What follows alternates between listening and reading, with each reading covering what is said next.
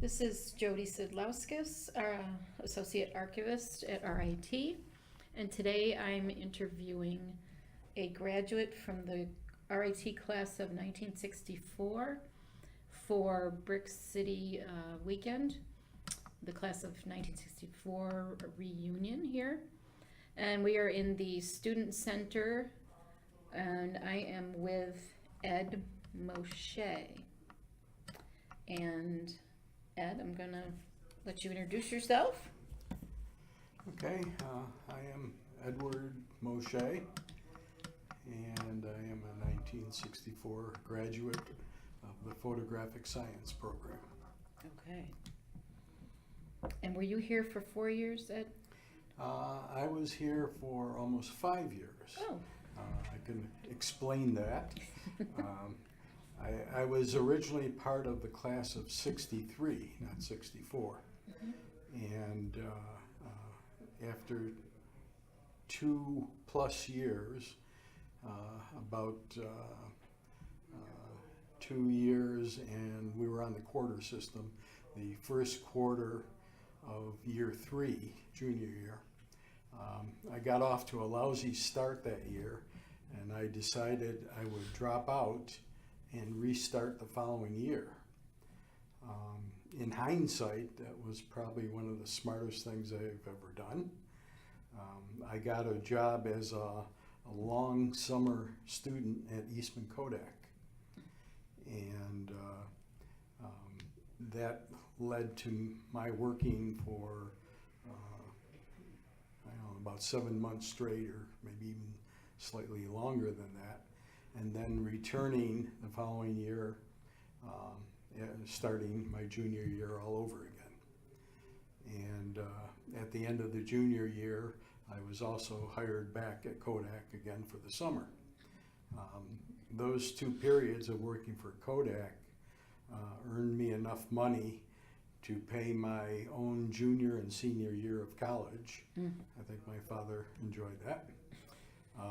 It allowed me to customize my '53 Chevy, fairly radical custom. It was a well-spotted car on campus. And it also allowed me to go out and buy a second car, which turned out to be a 1938 Lincoln Zephyr V12. Oh my So goodness. I used the Lincoln Zephyr while I was working on my customized Chevy. And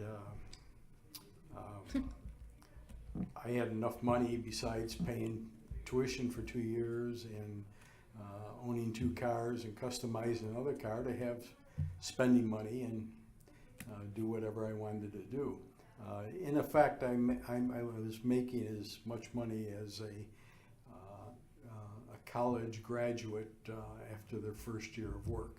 So that's why I say that really worked out very well for me, and it gave me a chance to get a fresh start on junior year. I guess so, and you were probably continue on. much more focused at that Yeah. point. Yes. Yep. Very good. Why did you choose RIT? It was almost a last minute thing. Okay, I had planned to study pharmacy at the University of Buffalo. Buffalo was selected because my uncle was a pharmacist graduate of the U of B, and he was also a wrestler at the U of B, just as I was a wrestler at RIT. At any rate, at the last minute, I decided not to go into pharmacy, and I decided on photography, particularly photographic science, at RIT. So it was made probably at the start of summer, that decision, and I applied and got in. So that was a bit strange. It probably annoyed my uncle, because he pulled some strings to get me into the U of B. Yeah. But I got even one year with, after that, because RIT, my last year of wrestling, gave the University of Buffalo their only loss for the season. So, Very so I good. had some bragging rights. Yes. And so where did you live when you were going to RIT? I lived at home. I Okay. was, at the time I started RIT, I was living in the Rochester suburb of Irondequoit. Ah. So I could take a bus in to campus. Mhm. And after my first year, I bought a car.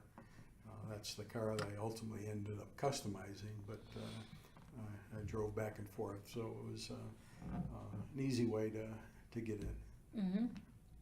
And you grew up there in Irondequoit? No, well, I actually grew up primarily in Culver Road, not too far from what became the New East High School, Mm-hmm. that area. But around the time I was getting ready for college, we moved to Irondequoit. Okay.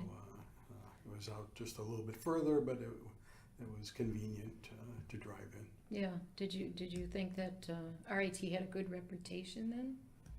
Yeah, RIT had been around for a long time. My aunt had attended RIT before it was RIT, I guess. Mechanics Institute, sure. And she studied art. I don't know if they even had a graduate degree at that time or not. No. But she had gone there, and seemed logical. Mm-hmm. Good. Did you have an official co-op with the program? No, photo science is not a co-op program. Okay. So, although the 5 years that it took me is equivalent to You kind of had a co-op there. The co-op, yeah. I invented my own co-op. That's right. And you mentioned you were involved with wrestling. Yes. Do you have any memories about that being a part of a team? Or? Yeah, a lot of memories.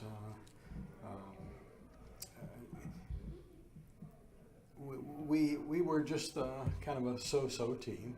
I know we did give Earl Fuller his 100th career victory, the team I was on. I had mentioned we gave the University of Buffalo their only loss of the season one particular year. Mm-hmm. And they were special times. I broke my nose in wrestling. I broke my wrist in wrestling. Even though I was basically only a 3-year wrestler, not a 4-year, I did really wrestle over a period of 4 years, because that year I started out and dropped out, I was wrestling. Wrestling started very early, right after Labor Day. Mm. So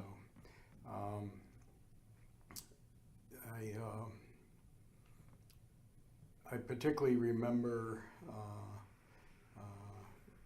a lot of things related to wrestling. I decided my senior year not to wrestle. Okay, so I don't think Earl Fuller was particularly happy about that, but I think he also did understand. But I wanted to concentrate on my studies, and I wanted to basically concentrate on my senior research project. That was kind of like a big thing back in those days. Maybe it still is. So I decided not to wrestle my senior year. That presented a new opportunity, because a good friend of mine, 2 classmates actually, Ed Cobb and Bill Wing, who was a married student, we decided to, at least Ed and I decided to go with Bill Wing to Jay Peak, Vermont, and learn how to ski. Well, that worked out well, because I have been a skier now for about 50 years. And I only this January decided to stop skiing after a kind of bad accident. So that presented a new sport that lifelong would sport. be throughout my life. Mm-hmm. So that worked out as well. Yeah, I don't see wrestling into your Yeah. Unfortunately, wrestling, there is a cutoff with wrestling. Well, after I graduated, I ended up getting drafted, and I Oh, okay. ended up in the various Army training in Fort Sill, Oklahoma. And it turns out that they had a wrestling mat at Fort Sill, Oklahoma. So I would go down to work out a little bit, and I actually ended up wrestling with a U.S. Olympian who was stationed at Fort Sill. He was smaller than I am and whatever, but he could whip the hell out of me. This guy was, as an Olympian, he was a top-notch wrestler, and I think he took a 4th place in Japan for the U.S. team. Wow. So I did a little more wrestling, but not much. Yeah. How long were you in the military then? I was in the military 2 years. I was stationed in Germany. I was trained as an artillery surveyor with a thing called a theodolite. That's an optical instrument. And since I went through a science program where there is optics, photographic science, I guess I had a good background for that. So the military assigned me to be trained in that. And I went over to Germany as a surveyor, and I was a surveyor for about 1 month. And the captain of our unit came to me and said, our battery clerk is going to be leaving, rotating back home. Would you like to have his job? It didn't take a lot of convincing. Being battery clerk is one of the suckiest jobs in the Army. You don't pull KP, you don't do guard duty, you make up the roster for all those, and you make out the passes to go places.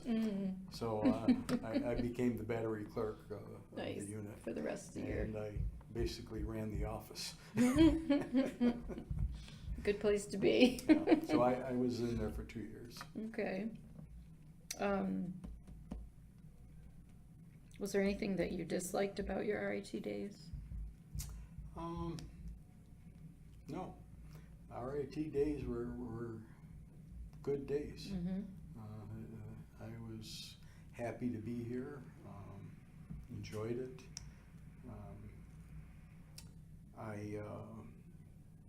I did most of my studying in the library, the RIT library, rather than at home, because at home you get TVs and background stuff like that. So I would go home at the end of the day, get dinner, and then return back to the library.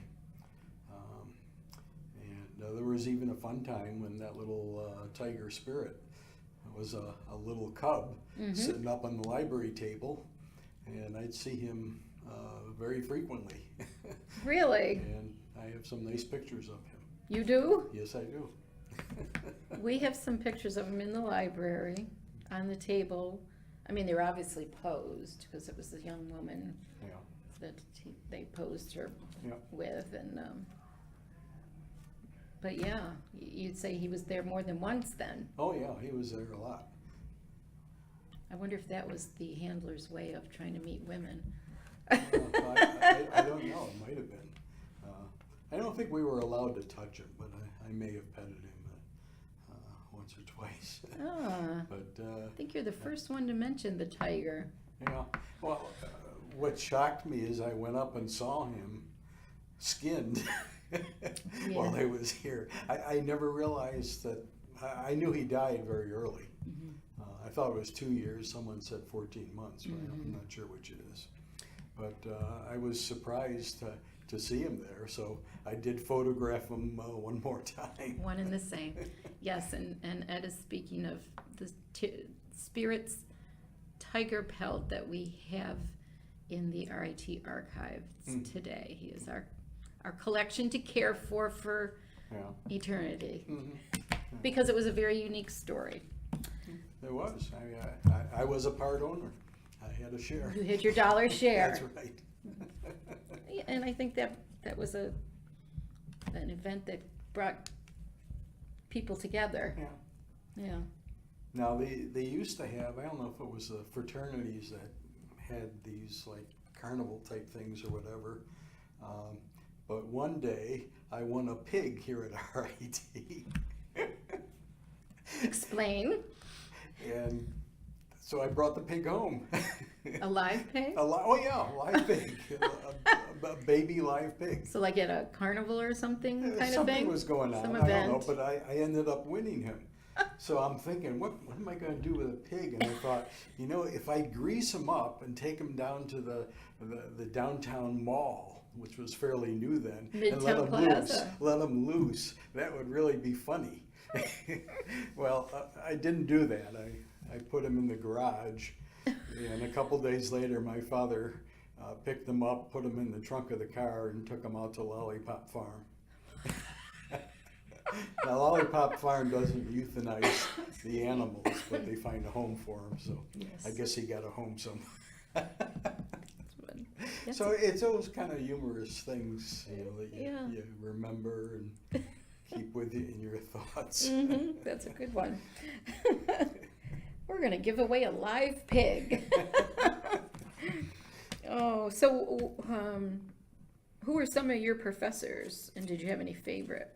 I did have a favorite, but my professors included Al Rickmers, Hollis Todd, Richard Zakia, Leslie Strobel, a few others,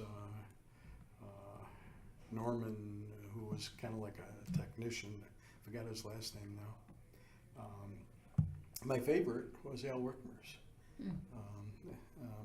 Rickmers taught statistics, and I was just an average student, but I started out that year. That was a full year class, 3 quarters, and the first quarter I got a C grade, and the second quarter I got a B grade, and my interest became more and more acute, and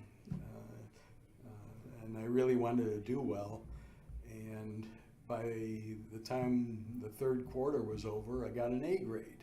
So I had worked myself up to an A, and I really felt particularly good about that. So maybe that's why he was my favorite. Yeah, but, he might have had something to do with that. Al Rickmers was a good guy. Good. And do you remember President Ellingson? Who? President Ellingson? Oh yeah, how could you forget him? President Ellingson was the wrestling coach here at RIT before Earl Fuller was. That's right, yes. And being on the wrestling team, you were in good stead. Would he come watch matches? Sure. Really? Oh yeah, absolutely. Yeah, he'd come down and visit us occasionally. So you saw him around campus, and Yeah. he was approachable, Oh yeah. good kind of guy. Yeah. Took us out to this campus here when they were just buying it and planning ahead to build the campus. So we were all out here with him, and he's a great guy. Now, someone mentioned in another interview that your commencement was out there. Do you remember that? I don't think so. No, I think our commencement was at the Rochester War Memorial. I don't think we had a commencement out there. Maybe another class year did, but I don't think 64 was there. Yeah, that's what I was wondering, because I haven't seen any photos of that. I've Yeah. seen the ones at the War Memorial, which are usually in the yearbook. So maybe it was some other event he was thinking of that they just brought you down for. Yeah, no, there were events. They did at least one that we. Picnics, and all they went did out. soccer games, they said, were held down there. Oh, that could be. Yeah.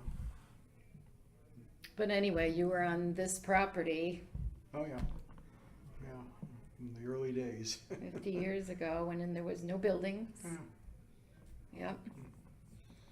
No, I actually have been back here as a student quite a number of years ago now, but there was like a 2 or 3 day course, a technical kind of thing that was being given, and I flew up to take that few-day course. Mhm. I don't even remember now at this point what it was. But, Yeah. Do you remember Steve Walls, Steve Walls? Director of Student Affairs? No. Yeah, some people don't. I just wondered. I'm not sure how long he was here. I was a member of the Letterman's Club. Oh, okay. What other things? The fraternities used to have parties, off-campus Mm-hmm. parties and stuff like that. And you didn't have to be a fraternity member to attend these kind of parties. So I used to go to some of those parties. And then some of my classmates and I would go down to downtown Rochester. I forgot what street, South Avenue or Clinton or some of those streets down there. And there'd be little bars and all that had live entertainment. And we used to go down to listen to Chuck Mangione and Gap Mangione Oh, my. and their small band Yeah, play. they were just getting started. They were, and I've been a Mangione fan forever. Oh, Nowadays, I usually see him at the Blue Note in New York when really? he flies in from California. He lives in California now. Nice. Although his brother Gap, I think, is still here. Yeah. Very nice. And did you frequent the Pastime? Was that Was that a little, bar near the campus? the one? Yeah, just a block or two down. Yeah, we'd go over there. They'd have folk singer guy. Forgot who he was, but he was really good. Yeah, Bat McGrath? I don't remember. No. Do you remember how much tuition was? I think the last year of tuition was somewhere between maybe $3,500 and $4,000 or thereabouts. For the year. Yeah, for the year, Yeah. around that. But I think started out freshman year being like I don't know, maybe $1,500. It would go up each year, Mm-hmm. and then junior and senior year were the most expensive. But as I said, I was making the money, so I had no trouble paying it and paying for books and stuff like that. Mm-hmm.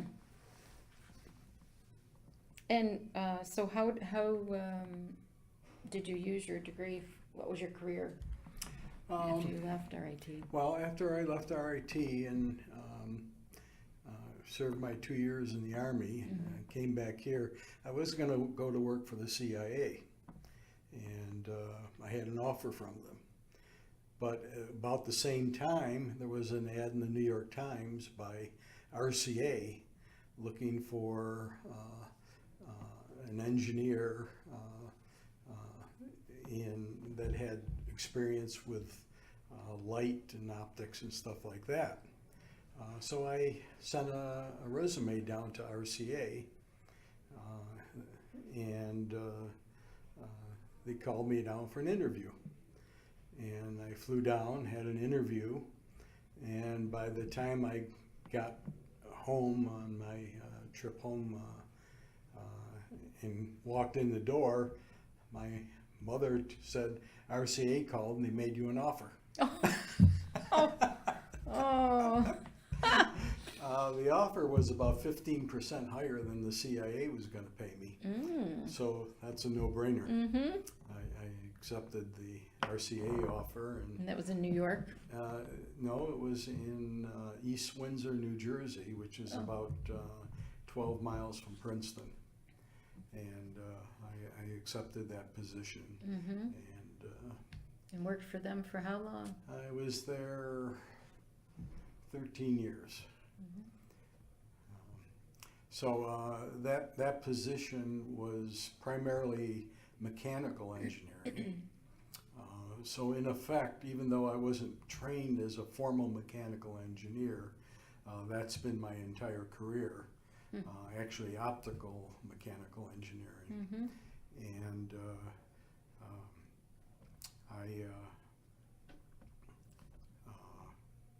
I used my photographic science background in some of these programs because they involved reconnaissance and stuff like that. I've worked with photographic film as a mechanical engineer for spacecraft, for spy work, as you would put it. And a lot of the technical instruments, the statistics, all that stuff, there's a lot of intermixing in the science field. And my photographic science background, even though it was not mechanical engineering, did serve me very well. Yeah. Yeah. And then after 13 years at RCA, Princeton University Plasma Physics Laboratory called me up, and they said,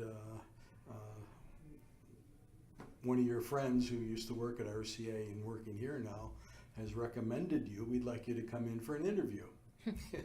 So here we go again, and I came in for an interview, and boom, right after that I had an offer. So I changed over to working for the university's Plasma Physics Laboratory in fusion energy research. And I spent 10 years there. Broadening those skills. Very. I did eventually get laid off because they were cutting funding for fusion energy, and it got,